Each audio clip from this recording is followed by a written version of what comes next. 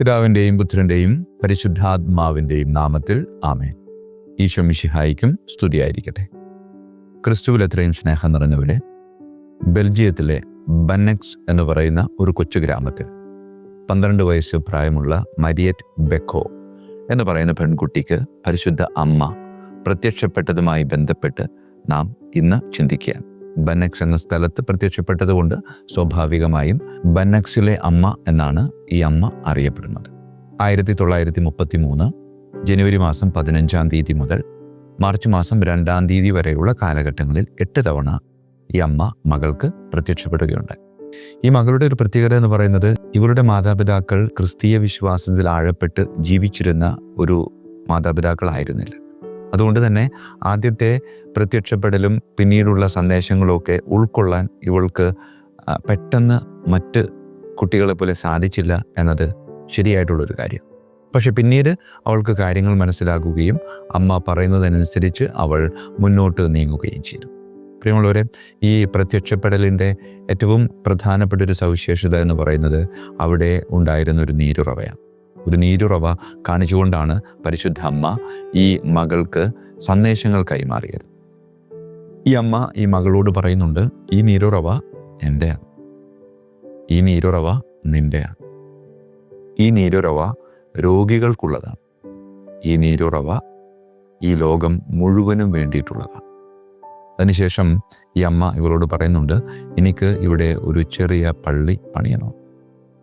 പ്രിയമുള്ളവരെ, നിർദ്ദേശമനുസരിച്ച് ചെറിയ ഒരു ചാപ്പൽ അവിടെ പണിയുകയും പിന്നീട് വലിയ ഒരു ദേവാലയം ഇപ്പോൾ അവിടെ നിലനിൽക്കുകയും ചെയ്യുന്നുണ്ട്.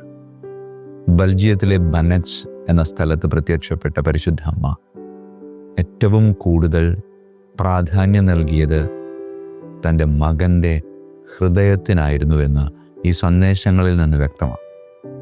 1933 ഈ അമ്മ പ്രത്യക്ഷപ്പെടുന്നത്. 33 പ്രാധാന്യം നമുക്കറിയാം. ക്രിസ്തുനാഥൻ ജീവിച്ച വർഷമാണ്. അതുകൊണ്ട് തന്നെ പ്രാധാന്യം കൂടുതലായും പരിശുദ്ധ അമ്മ തൻ്റെ മകന് നൽകി എന്ന് വ്യക്തിപരമായിട്ട് വിശ്വസിക്കുക. അതോടൊപ്പം തന്നെ ഒരു നീരുറവയെപ്പറ്റി പറയുന്നുണ്ട്. ആ നീരുറവയ്ക്ക് അവൾ കൊടുത്ത വിശദീകരണത്തിലൂടെ ഒന്നുകൂടെ കടന്നുപോയി നമുക്ക് നോക്കാം. ഇത് എൻ്റെയാണ്, ഇത് നിൻ്റെയാണ്, ഇത് രോഗികളുടേതാണ്, ഇത് ലോകം മുഴുവൻ്റേതുമാണ്.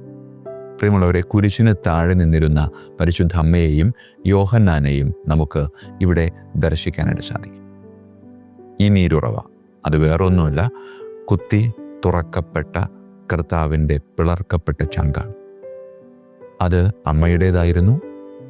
പിന്നീട് അമ്മ ഈ നീരുറവ നിൻ്റെയാണ് എന്ന് പറയുമ്പോൾ എൻ്റെ മനസ്സിലേക്ക് വരുന്നത് യോഹന്നാനെയാണ്.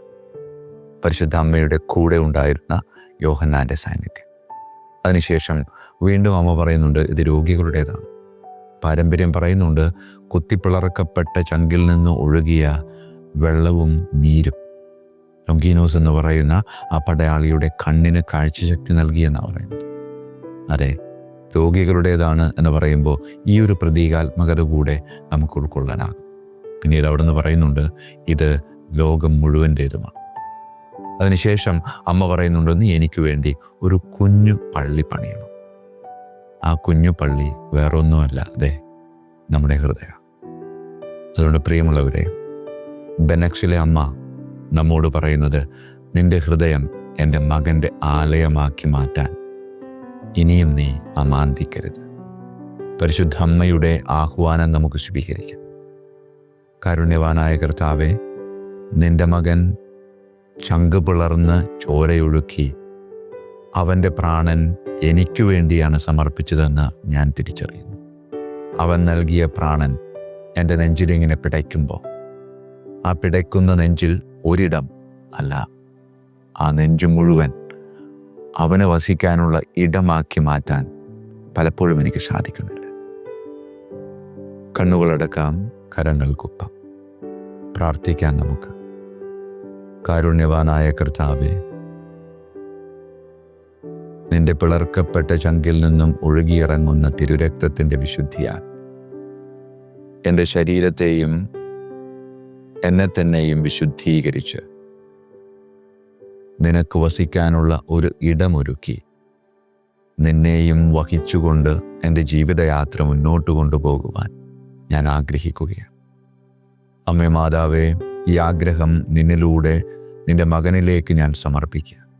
ഈ ആഗ്രഹത്തിനൊത്ത് ജീവിക്കാൻ എന്നെ അനുഗ്രഹിക്കണമേ. കർത്താവായ ക്രിസ്തു വഴി ഞങ്ങൾ സമർപ്പിക്കുന്ന പ്രാർത്ഥന കേട്ടരുളണമേ. ആമേൻ. ഈശോ മിശിഹായ്ക്കും സ്തുതിയായിരിക്കട്ടെ.